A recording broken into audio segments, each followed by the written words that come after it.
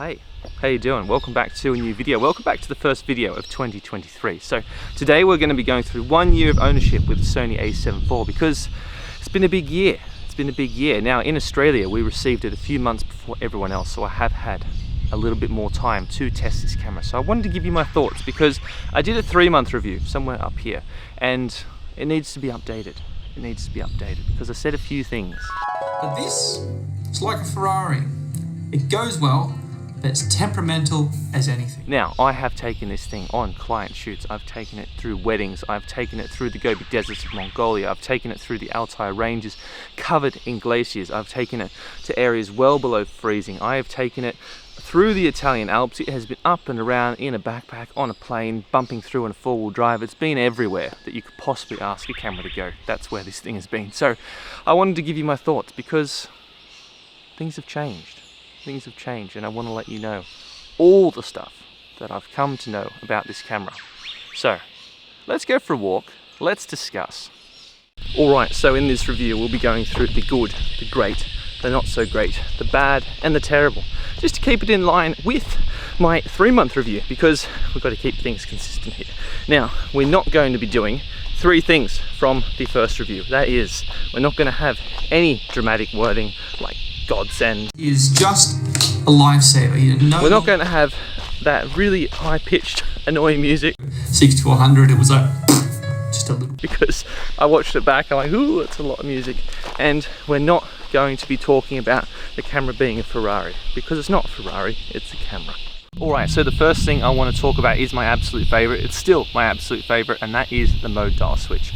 I absolutely love it because I have fine-tuned it over the year, changed it a little bit every single time, and the fact that you can press the menu button when you're in a certain mode, so you're in photo mode, you press the menu button, menu comes up for the pictures. You're in video mode, press the menu button, same thing. It's extremely handy. I don't really have to think about what my settings are for each thing. I don't have to go through and find the video option and adjust the video settings. You can just have it all there on the go. And then when you've got the presets, you have a preset for your photos, you have the presets for your videos. It is fantastic. I'm not going to use dramatic wording this time, but it has been wonderful to have such an in-sync camera, so I don't really have to think too much. So that is still my number 1.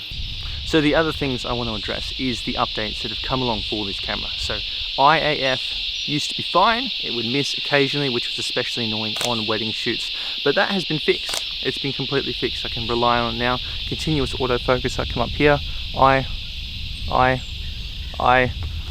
it's been completely fixed. I don't have to stress anymore, so that is a wonderful thing. Sony has addressed it, made it a lot more reliable. The other thing, and this is the thing that I really didn't like at the start, was the fact that it overheated. It really bugged me. It would overheat in 4K 24, I'd be recording in the office, boom, overheat, shut down. That has disappeared. I no longer have to worry about the fact that this is going to overheat anymore because the updates have fixed that. It happened on the first update, I think. I haven't seen it since then. So just bear in mind, that thing I said at the start, it's now gone. We don't have to worry about overheating, which has been wonderful. Now, another thing that I want to talk about is the active shot for this camera. Now, I am just on a Joby pod. There is nothing special about this setup, but because of the fact that this has got digital stabilization, means that you can have pretty stable video almost anywhere you go. I haven't yet had the need for a gimbal, and that is the truth. So in wedding situations, in client situations, if you just walk really slow, you do the gimbal walk, it has been more than enough. Now that's not to say I won't get a gimbal one day, because maybe I might, maybe I won't, but the fact that you don't have to begin with is a really nice addition. The fact that you can start using your creativity with this camera straight away. You don't have to start thinking about all the extra attachments all the time, which has been really wonderful. I must say, it has been really wonderful, and I still use it. It's just set constantly, so even if I am on a tripod or something, active shot is still enabled because it's just easier to have it on than off, and it doesn't use any extra battery. Not that I've ever noticed a battery drain from it, so it's a worthy note. Also the low light capabilities of this camera. I have shot it at ISO 20,000, I have shot at 12,800 and like a 6400. Like, there's never been a time where the image has completely fallen apart, and I think that is down to the fact that this has got a new redesigned processor from the a7S3 and the A1. They share all the same processor, and it's been fantastic. I can shoot in such crazy low light settings where it doesn't make sense that the camera can actually see anything, but it does. It does, and it's super cool. So I just want to make sure that we talk about low light. Now, I do want to mention, in my 3-month review, I mentioned how much I love crop mode. I got a little bit of flack for that, not gonna lie. And for good reason. You are cropping in on the sensor. It doesn't actually give you any extra compression, but I did enjoy it, and I don't really use it that much anymore because then I'll just crop in on the full frame sensor later on in post, because that's what you do basically. But it is usable. It's still more than usable. So if I'm in a family setting and I just want to take some pictures of the family, and say I've put this lens on, this 20mm G lens, it's too wide, I crop in, it's more than usable. You can still blow it up, you can still use it, but professional, but for professional shoots, I don't touch it. I very rarely use that, but I probably should actually reprogram it because it could be something completely new and useful. But crop mode is there, it is usable, but not for any type of professional situation. Something that I still do use a lot though, and something I still love using, is the high-res EVF. I use that basically to check a lot of the shots that I've taken. So I don't really shoot with the EVF, I shoot a lot with the screen, but the EVF is great for just fine-tuning, double checking that the eyes are in focus, that basically the parts of the picture or the image that you want to be taking are in focus. And it is great that it is so clean and crystal clear. This is how many dots it has, because I don't actually remember, but it is very usable. I really do enjoy it, especially compared to the previous model. Now, something I didn't mention in my 3-month review is the fact that this camera's raw files are fantastic. So with the a7IV, you can choose if you want compressed, uncompressed, raw. You can choose small, medium, large, just how much data you want to retain in your raw files. And I will say, this camera does retain a huge amount of color, and it's not just me that's noticed this. I've also, when I'm shooting weddings with my partner, he has really made a comment of how much light and color these images retain. You can turn something from completely dark, flat, basic picture, which you don't think you can get anything from, into a super bright, super crisp, detailed shot. The eyes are all in focus because of the update, and this was also the update that came out with recently, but that's kind of irrelevant. But the main fact is these raw files from this camera retain a huge amount of information, and it is crazy how much you can really work with just the base raw file and no lights. Not that you should do that if you're on a wedding shoot or anything, but you can do that if you really need to. So there's a couple more things that I want to address just real quickly.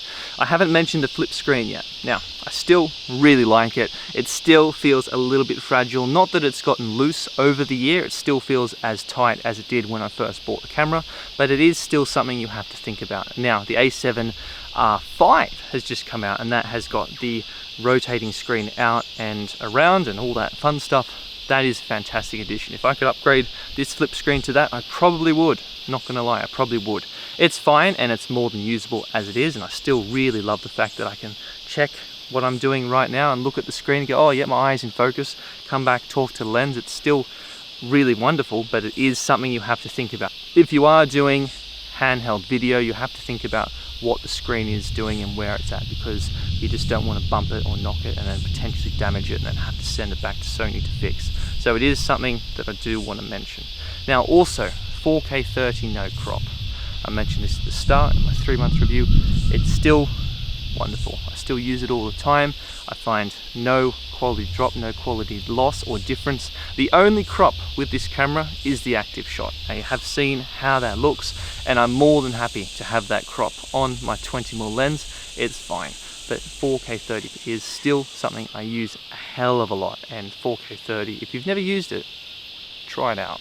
It's wonderful. Now, 4K 60 is something I want to address as well, because it was a thing at the start. People didn't like it, and it was all, you know, 4K 60. Now, this has got a 33 megapixel sensor. You try and put 4K 60 uncropped on that, you're going to have an absolute disaster. And I will also mention I don't even notice it anymore. I barely notice. If I switch into 4K, I'm like, okay, it's got a crop. But because you get so used to the camera so quickly, you throw it into 4K 60, it crops in, you're already prepared for that because you know exactly what you need to do to be shooting in that mode. I still use it a ton. I find there's no real quality drop, there's no real quality difference or loss from 4K 60, and it's fine. So if you are thinking about buying this camera and you're thinking about the 4K 60 and oh, it's got a crop, it's really not that bad. Like, it's there, sure, it's there. Like, if you need to do real estate and you want to do 4K 60 real estate, maybe get something like the Sony 10-18 lens, the APS-C lens. You can shoot on that in 10mm 4K 60 and it's going to look good. But for the most part, you're not going to notice it. And that's coming from someone who has used this camera in every sort of situation. So just keep in mind, it's there, but it's not really there. I think that summarizes it quite well. All right, the last things I want to talk about, and these are the last things because this is probably going to be a very long video, is the fact that the build quality on this camera has been excellent. As I said, I've taken it through the Gobi Desert, I've taken it up into sub-zero temperatures, up in the Altai Mountains, I've taken it through every sort of situation you could possibly bring one of these cameras, and it has handled it fine. It has been quite literally thrown around in the back of a car for 3 weeks when I was traveling through Mongolia, and it was fine. It was just, it handled it. I was really worried about the fact that it was getting shaken around so much, but I've not seen any problems or any malfunctions since being back or even when using the camera. So the build quality for this camera is wonderful, absolutely wonderful, and it's something I've really noticed and I wanted to make sure to point out. Now, I don't know how much better it is compared to the a7 III or any of the other models, but I know that it has been really great, and especially considering the fact that this thing was thrown around for 3 weeks straight, that sort of solidified the fact that this has got excellent build quality. Now, also the battery grip, some people don't like it. I think it's fantastic. I really enjoy holding this camera and using this camera. I've never once felt the battery grip is too big or too small or uncomfortable. I've shot all day on it many a times and it has been absolutely fine. Now, sometimes I hold the lens like this and hold or there, or sometimes I'm holding it from this side of the camera, or sometimes I've got it on the Joby Pod. Now, it all feels very well balanced, very comfortable in the hand at all times. So you're not going to get sore hands, or I don't, and I think I have pretty normal sized hands for a human. So just want to mention that the lens, so I just wanted to mention that the battery grip, it's fine. Don't listen to the naysayers because it is actually really good. And lastly, this is the last thing, and it's not really the a7 IV, but the fact that you can have a lot of lens options for the Sony cameras, because a lot of lenses have come out this year, not gonna lie. This has been a massive year for lenses, and there is so many lens options when it comes to the Sony full frame systems. So if you're thinking about potentially Sony or Canon or anything like that, Sony do have probably one of the largest third-party lens options that you can get out there. Now, I've recently bought the Sigma 85mm f1.4 just for doing more portraits, more wedding work, and the fact that you can get this third-party wonderful lens for this camera, or then you can go off and get a Tamron, or you can go off and get a Samyang, you can go and get a Laowa. Like, there's so many different options for this camera. You can get anamorphic lenses for the Sony systems at really nice, low, cheap costs, and there's so many options out there. So I just wanted to throw that at the end. Now, because we are at the end, I'm not going to ask you to subscribe just yet, but if you do want to, that'd be wonderful. The thing I wanted to mention at the very, very end is there isn't a terrible, and I said we'd go through the terrible, but I really, in all the time that I've had this camera, I cannot find anything that I would class as terrible because of the fact that it's all been fixed. So I'm throwing that one to you. What do you think is something that you would like to know about potentially? Is this bad, or how does this perform? Let me know down below, and then we can talk about what could potentially be a terrible thing, or if you have something that you really don't enjoy about this camera, let me know again down below and we can talk about it down there, because I personally, I haven't found anything, not since the updates. The terrible before was the overheating, that's gone. The IAF was fine, it was really good back then, but it's even better now. So I can't really give you a terrible just yet, so let me know. Alright, and we have now officially come to the end. It's probably been a very long video, so I hope you've been comfortable. If you did enjoy this video, then do let me know down below with a like, because it is a massive help. Let me know what you think of this video. What do you think of this 1 year follow-up review? Because I have been wanting to do it leading up into the 1 full year of ownership with this camera. And if you haven't subscribed and you would like to subscribe, you'd like to personally help me out, get me up and along this way for this whole YouTube journey, that'd be very much appreciated. All right, I'll see you in the next video. Have a wonderful day. Bye.